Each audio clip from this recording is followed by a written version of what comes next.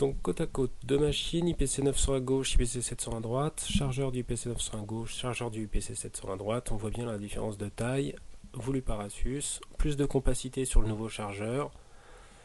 Le format bloc est repris, on a la même longueur de câble, mais maintenant on a quelque chose de vraiment plus compact qu'avant.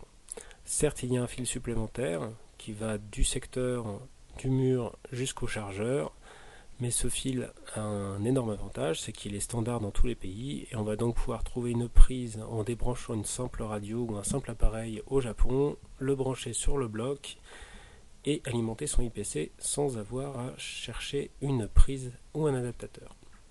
La petite LED est aussi apparue sur le chargeur du IPC 900, donc on sait quand on alimente ce chargeur, au contraire du IPC 700 qui pouvait être mis sur des prises multiples sans nous informer de sa charge. Donc ça c'est aussi un petit plus. On a toujours un long câble très apprécié et on a un chargeur par contre qui ne chargera que le IPC 900.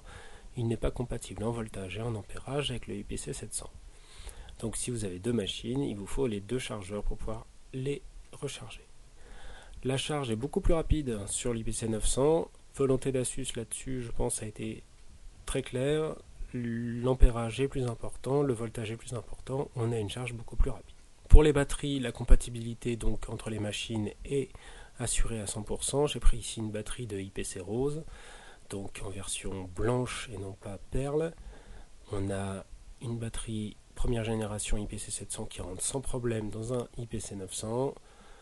Elle pose aucun souci. Ça veut dire qu'on va pouvoir profiter d'un éventuel achat d'une batterie supplémentaire pour IPC 700 sur un futur IPC 900.